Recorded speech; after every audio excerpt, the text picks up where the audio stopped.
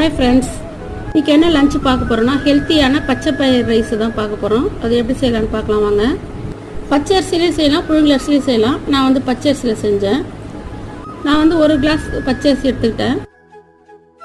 இதுக்கு மெஷர்மெண்ட் வந்து 1 டம்ளர் பச்சை அரிசினா 1/2 டம்ளர் வந்து பச்சை பயிர்.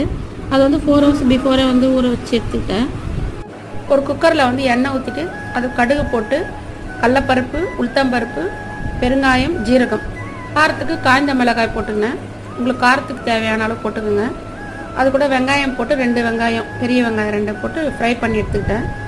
அரிசி, ஊற வச்ச பச்சை பயிறு இது 2த்தையும் கலந்துட்டு தேவையான தண்ணி, அது கூட தேவையான அளவு உப்பு சேர்த்துட்டேன். குக்கர் மூடிட்டு 3 விசில் விட்டுட்டோன்னே ரைஸ் ரெடி. லஞ்சு என்ன செய்யுதுன்னே தெரில, குயிக்காக வந்து யோசிக்கிறதுங்காட்டி இது செஞ்சு முடிச்சிடலாம். இதுதான் எங்கள் வீட்டில் லஞ்சு. நீங்களே லஞ்சு என்ன செய்யணும்னு யோசிக்காமல் டக்குன்னு செய்யுங்க. பாய்.